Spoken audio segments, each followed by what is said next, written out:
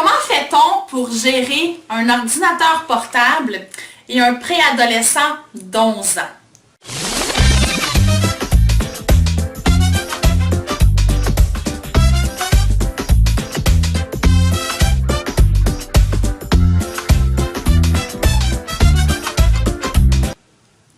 Selon moi, le vrai défi, c'est d'y parvenir sans cri, sans colère, en dédramatisant la situation et en faisant une bonne dose d'humour pour y parvenir.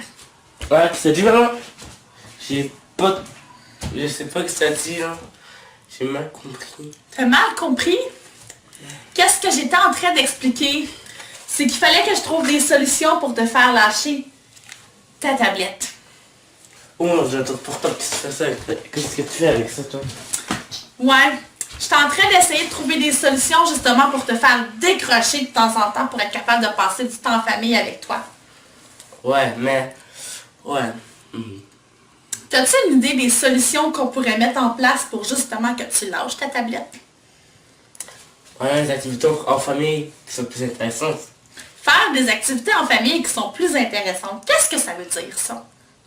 Puis à la place de juste dire, viens, va jouer avec ta soeur à l'école. Je suis en vacances, j'ai pas goût de jouer à l'école. Je suis en vacances. Ah, moi, je pensais que le truc très simple que je pouvais mettre en place, c'était de changer mon code Wi-Fi. Ah, si c'est ça. Je vais pas vous dire la raison comment faire, mais c'est super facile. Faire clic droit, propriété. Et je l'aurai encore. Non, mais sans blague, Nicolas, on a déjà vécu ce genre de situation-là ensemble. Hein?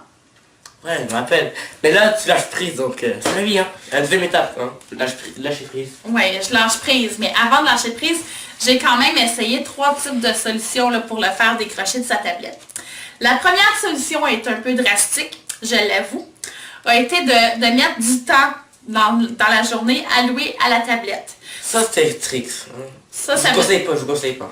Nicolas, il y avait 30 minutes de tablette par jour. Mais finalement, ça causait toujours des tracas et des conflits.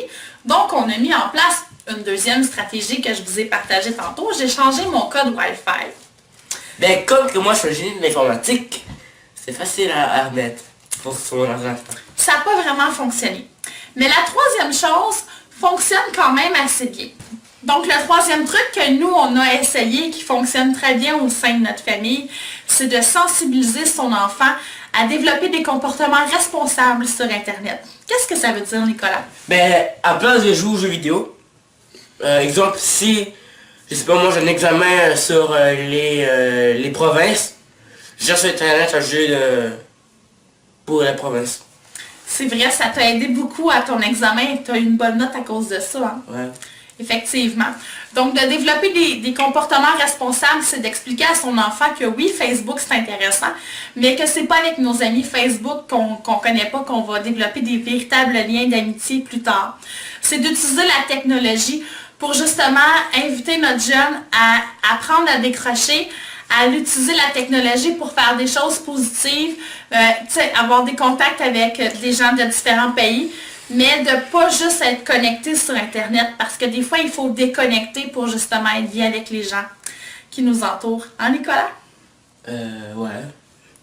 Je suis un petit peu d'accord, mais pas trop. Ici, on a même développé des comportements responsables. On aide Nicolas au niveau de l'orthographe en s'envoyant des beaux petits mots Facebook. Hein, Nicolas? Ça fait par exemple longtemps qu'on s'est écrit sur Facebook. Oui, c'est vrai. Donc, ça peut même aider à rapprocher une famille en s'envoyant des blagues sur Facebook, puis après ça, on en rire en personne. Dans le fond, ce qui est important, c'est vraiment de concilier la technologie et... quelque chose d'utile. À quelque chose d'utile, exactement. Donc, au vrai lien humain.